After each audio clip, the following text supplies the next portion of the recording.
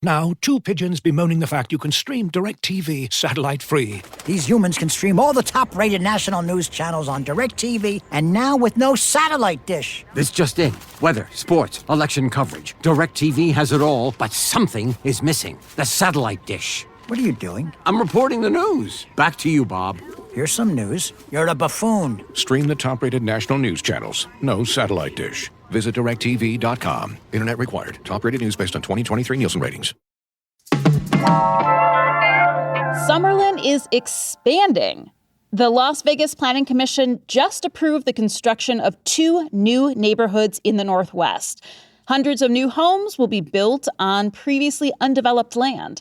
So today on CityCast Las Vegas, we're revisiting a conversation I had about Summerlin's past and present with historian Jeff Schumacher, the VP of Exhibits and Programs at the Mob Museum, and executive producer Sonia Cho Swanson, our in-house Summerlin resident.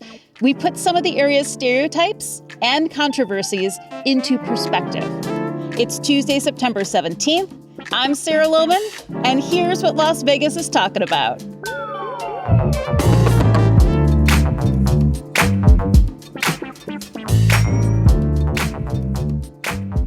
Sonia and Jeff, so what do you feel is Summerlin's reputation in Las Vegas? Is there a stereotype of that neighborhood? Yeah, it's the bougie part of town, right? It's the place that people love to hate on. Especially the thing I hear a lot is Summerlin moms as a stereotype. It's the moms with like the really fancy strollers and like the expensive purses, giving their kids like the best of every expensive thing. So I don't know. What do you think, Jeff? What have you heard about Summerlin's reputation? Well, I think there's a lot of truth to that. I think that it everything is a little more expensive in Summerlin, right? Uh-huh. And everything's just there's a sense that if you live there that you're special and deserved or not. But there's a lot of reasons to defend that too. I mean, Summerlin has a lot going for it. Yeah. I have a lot of friends that live in Summerlin. So honestly, the only thing I hold against Summerlin is being so far from me personally. It is as far across town as I can go from Townsite Henderson. And I'm always a little freaked out about gated communities. Like I'm used to living in really open urban environments. And that was really new for me when I moved here a couple years ago. So I'm interested in getting into that. And Jeff, I know from reading your book, Sin, Sun, and Suburbia, which is, I really love because it's a history of a lot of different neighborhoods, not just the Strip, that Summerlin, it's got a really interesting origin. Can you tell me more about how it was established? Sure. So, Summerlin was never envisioned to be what it is today. Howard Hughes, the reclusive billionaire, he acquired the land where Summerlin is currently located back in 1952. And his idea was he was going to use this land to move Hughes aircraft to the desert. Hughes Aircraft was based in Southern California. They were involved in World War II, building aircraft, building satellites, all the things that he was involved in. And he had the idea of moving that whole operation to Las Vegas. Mm-hmm. He bought this land. He got a great discount on the property. It was a land exchange that he did with land that he had acquired in northern Nevada. And so he wanted to move there. He never did move there. He never did move his aircraft there, but he kept the land. And so after Hughes died, then his heirs took over all of his properties. He had land and he had casinos and he had golf courses and he had things all over the United States. And they started selling off things. They sold off the casinos. They sold off the golf courses. They sold off everything with the exception of this big piece of land out west of Las Vegas, 25,000 acres, which they held on to and said, you know what, we think we can do something with this that will make us far more money than we would ever make selling all of this other stuff. And that's exactly what they did. So do you have a sense of how then Summerlin developed as this system of gated communities? Well, the development of Summerlin it started in the early 80s, really got going in the late 80s and then into the 90s, of course. And it was inspired by what was happening in California, Southern California. Irvine, California was a model, and some other places where gated communities were becoming a popular option. Now, not every neighborhood in Summerlin is gated. I think that's important to know. That's true. You're right. But a lot of them are, and it became a bit of a trend here in Las Vegas for neighborhoods to be gated. And I think it has to do with the notion of protection, crime, safety, that became so see, I'm older, right? So I grew up at a time when kids would ride their bikes by themselves, unaccompanied by their parents, all over town. Yeah. And the parents didn't worry too much, and you kind of just I grew up in the 80s and 90s. I told my mom that I was feral. Exactly. It's true. My sort of last question to go along with that is one of the things you mentioned in your book, that there is some criticism of people from the East Coast like me coming into Vegas and seeing these gated communities. And I admit it was also sort of a shock to me. What is that criticism, and what is your pushback to that? Well, if the criticism that I observed that I wrote about in the book has a lot to do with the perception of the soullessness of these suburbs, right? That somehow all the houses look very similar, if not the same. They're very cookie cutter in its design. And so there's really no personality that can be derived or even allowed on the part of a homeowner. So you can't paint your house purple in Summerlin. You can do that, in other parts of town. And that's, of course, the way the people want it there, because their perception is that if their neighbor paints their house purple, that the value of their home goes down. And that may be true. That's funny, because this morning Sonia asked me why I wouldn't want to buy a condo. That is it, Sonia, because I can't paint my house purple. Maybe not specifically, but that's maybe part of the idea. Sure. Sonia, do you feel that Summerlin has a soulless or isolated quality in the residential structures? There's a lot of similarity. The houses definitely do look a lot more similar to each other. And I think that kind of comes down to what Jeff was saying about what residents want. And there are some really strict HOA rules in place. Summerlin is governed by two major HOAs, one in the north, Summerlin North, and one in the south, Summerlin South. Summerlin South is kind of seen as a little bit more bougie, a little more wealthy. You'll have the Uber-gated kind of $2 million houses in Summerlin South. But then here's what's crazy. Within those HOAs, there are sub-HOAs for some of these communities as well. Wow. So you're not only paying a few hundred to Summerlin, you're also paying a couple extra hundred to these individual HOAs, which maybe pay for a gate guard or your local community pool.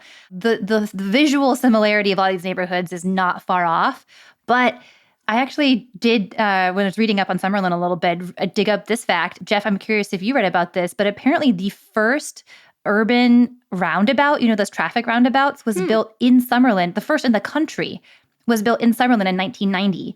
And a lot of urban planners love roundabouts because they're apparently safer than, four-way traffic stops. And we are the home of roundabouts, apparently, in the country. Summerlin was very progressive on roundabouts. It wasn't the first; it was one of the first communities in America to really embrace them at the volume that you see in Summerlin. And that's very thoughtful, because the initial reaction was very negative to it. People are like, "Oh, it's something different. I can't imagine it. It's safer," but in fact, it is. I find most people over the age of 60 hate them. That is a generalization, but that is my small sample size says so. I think you're right. I mean, they're annoying. It's fair, but they are safer. I'm fine with them. Controversial opinions over here. Summerlin, we are progressive on roundabouts. Think about it, Summerlin. Here's what I'm really curious about. So there is now a dispute going on. Summerlin, that land that Howard Hughes owned was very close to Red Rock, and there was some land exchanges basically to turn that area into a preserve. And that was a big conversation that was being had before Summerlin was developed.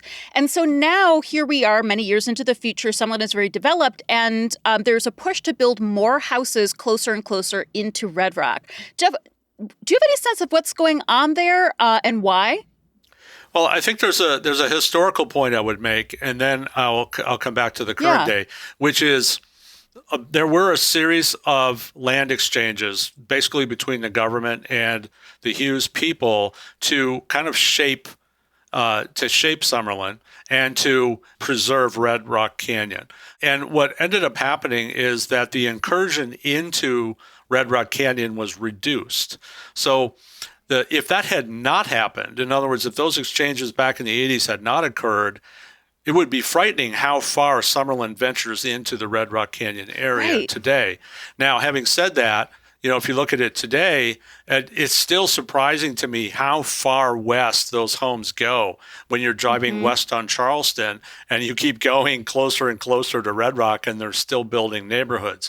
So it could be worse, could be much worse. But I do think there might be room there for another land exchange or for another sort of common sense switch out so that Summerlin doesn't venture too awfully far into really what's our most prized public area in the valley. The fact that they did do these exchanges back in the 80s, I think was incredibly thoughtful on their part, because they could have ignored that and had houses encroaching even further into the canyon. That said, I still feel like it would be nice if at some point they were able to stop.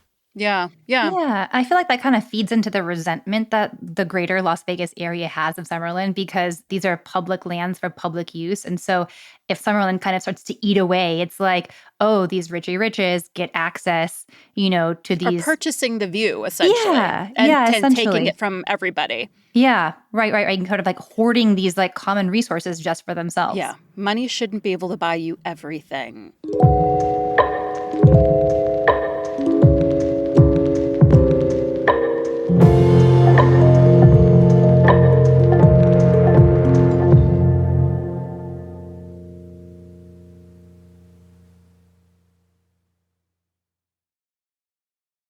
TheList.Vegas. It's the free Las Vegas events newsletter created by locals and curated for locals. From food festivals to family events, from burlesque shows to art exhibits, if it's awesome, it's on TheList.Vegas. Every Wednesday, you'll get a list of cool things to do, dining deals, freebies, and other stuff right in your inbox. No algorithmic garbage or AI sludge here. It's 6 human curators handpicking cool events every week. TheList.Vegas was founded by Andrew Corrali. He's a native Las Vegan, longtime local journalist, and, well, he's very popular. The sportos, the motorheads, the geeks, and me, we all adore him. We think he's a righteous dude, and he's a CityCast contributor to boot. TheList.Vegas is a fun read for anyone interested in our city, and it's the best place to discover the coolest things to do in Las Vegas. In the 2024 Jeep Grand Cherokee L, the journey from point A to point B isn't such a rush. In fact, with 3 rows of spacious comfort, thoughtfully crafted luxurious design, and an available premium Macintosh audio system, you'll find yourself seeking out the scenic route more often, even if it's just another lap around the block. Jeep, there's only one. Visit Jeep.com to learn more. Jeep is a registered trademark of FCA US LLC. Well, okay, so on that, what's Summerlin like today? Sonia, you grew up there, yeah? I did, yeah. And honestly, I have to confess that I actually feel a little trepidation outing myself as someone who grew up in Summerlin. You seem fine. I am more or less normal. Jeff, you don't know me, but I promise I'm more or less normal. But, I actually went to Clark High School as a magnet student. So I would kind of bus in from Summerlin. When my classmates would hear that I lived in Summerlin, it was like, oh, Summerlin. Yeah. That was kind of the vibe a little bit there. So Summerlin today has developed a ton commercially. I remember before, when I was growing up there just wasn't as much shopping or restaurants or eating. And then in the last 20 years, we've seen downtown Summerlin, that huge shopping complex center, really grow up. And I think a lot more eateries and dining and so forth around other parts of Summerlin as well. Yeah, and some really, even in that shopping complex, there's that Zombie Drafts and Pizza place, and there's a Makers and Finders up there. So there's also some really well-known and well-respected food and drink brands up there too. Totally. Jeff, when was the last time you were in Summerlin? Oh, I was there over the weekend. Downtown Summerlin is kind of a destination for a lot of eating and shopping, right? I was going to say something that I thought, this is off of the shopping side a little bit and the eating side, but my favorite place in Summerlin is the oldest park in Summerlin, which is Pueblo Park. Pueblo Park off of Buffalo and Lake Mead. It follows the ravine there, and it is really a trail as much as it is a park. And this is, to me, what means a lot to me about Summerlin is this dedication to these public spaces. And they're not gated, and anybody can go, and they are fantastic. And for example, in Pueblo Park, I mean, once you get into the deep recesses of Pueblo Park, I mean, you barely can hear traffic. You do see houses up on the ridges around you, but you definitely feel like you are not in some kind of make-believe park, like Midwestern park, like you would see in most neighborhoods. The thing about Pueblo Park is it's not a grass park. It's not ball fields and that kind of thing.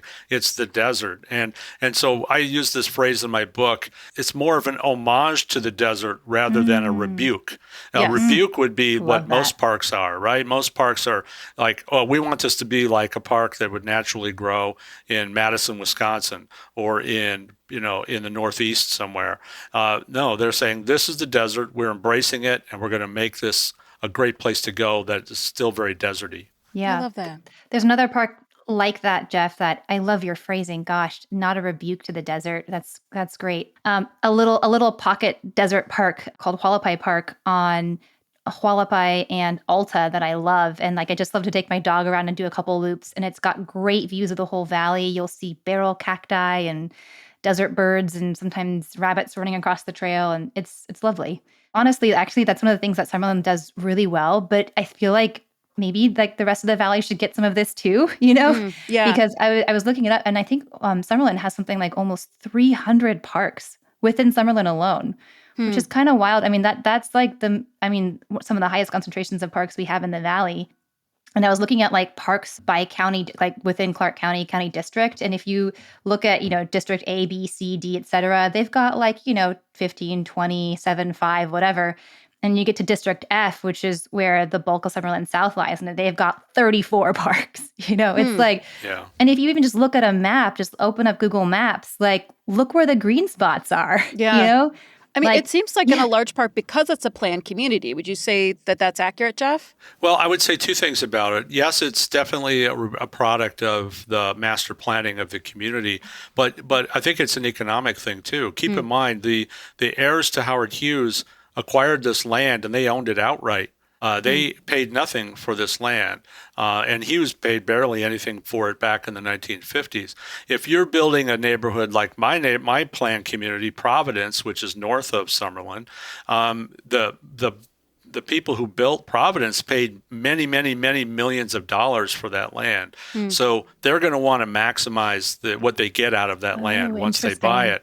And so they're going to have some parks, of course. They'll do it the bare minimum to make people happy. But in Summerlin, they could afford to offer up all of this acreage for parks because they didn't have to recoup their expense. Wow. I would have never thought of that. All right. So I just want to do one more round of Rex here. It is an eating, drinking destination. I would like to shout out my favorite restaurant, which is in a strip shopping center. It's called Pierogi Village. I don't know if you even know, good Sonia knows what a pierogi is. I took my mom, and we're both from Cleveland, which is a very pierogi-centric community. And it turns out that the owner of Pierogi Village is also from Cleveland. So if you want some authentic Northeastern Ohio-style pierogies, you've got to go. Stuffed cabbage, I love it. And you know what? It's right next to a Savers. So this is basically my dream day. It's all I want. Amazing. It's my personal heaven. Sonia, what about you? Where do you like to go when you're in Summerlin? Okay, so if we're up in that corner of Summerlin North area around Lake Mead, if you hop across the street, across Rampart, there's a German bread bakery. Oh. And oh man, if you Jeff is nodding too. I've never been. What's it called?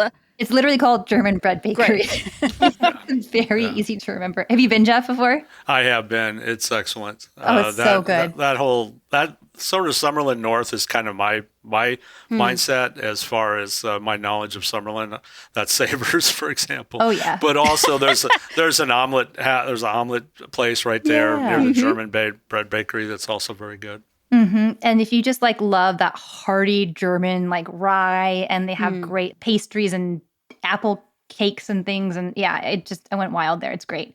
And then if you pop over to the southeast of that intersection, I think you've been there before, Sarah, but there's a Thai place that I like called Nataya's Secret Kitchen. It's my favorite Thai place weirdly, I've never been to that one. There is one even further north. Okay. In another development, and I cannot remember exactly where, but it doesn't matter. The food is exceptional. The dishes are interesting. In the area of Rexus, if you're going to the Rainbow Burrowing Owl Preserve, which is right by Gilcrease, and go at dusk, you'll see a lot of owls, very leggy, very cute, and then you can go to Nataya's Secret Kitchen for dinner. Another perfect day. It seems like we're talking rather warmly about Summerlin. Does Summerlin deserve the hate that it gets? What do you think, Sonia?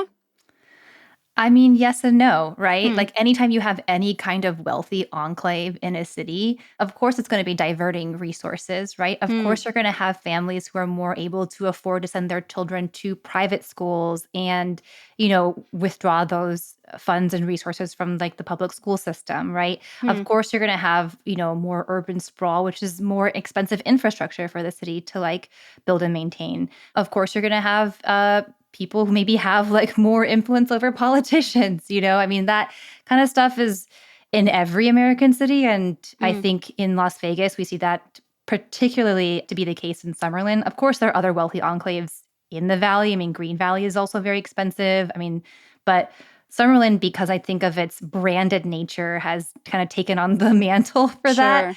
But,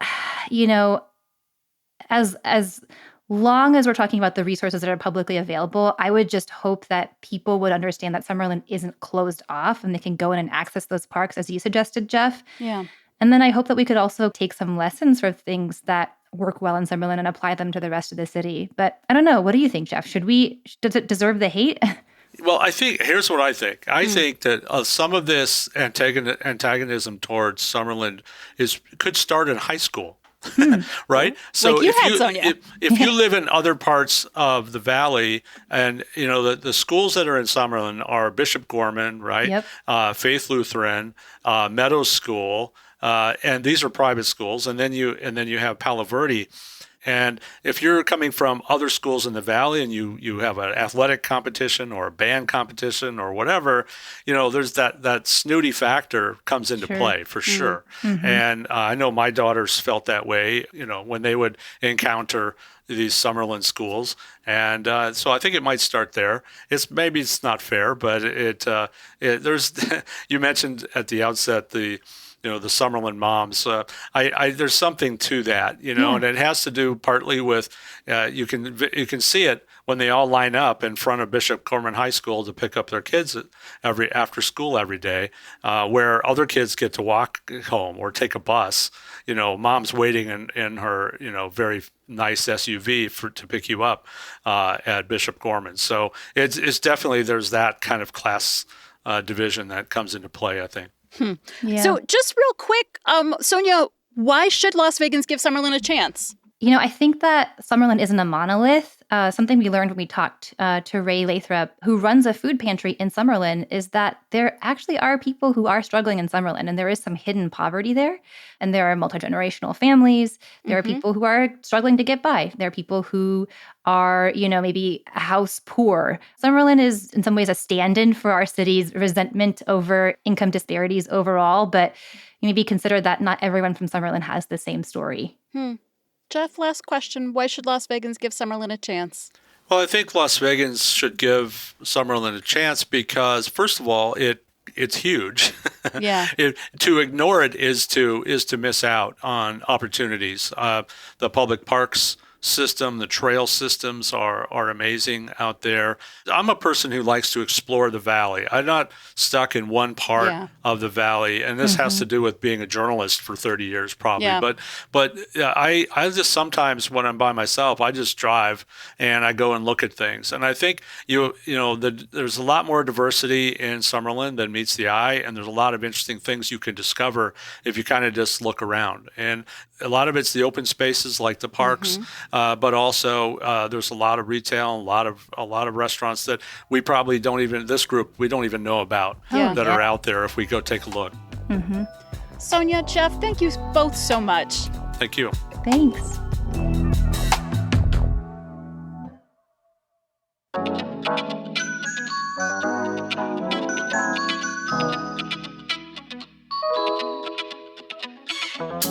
That's all for today here on CityCast Las Vegas. If you enjoyed this show, why not tell a friend? You can rate the show and leave us a review wherever you get your podcasts. And don't forget, subscribe to our morning newsletter. We'll be back tomorrow morning with more news from around the city. Take care.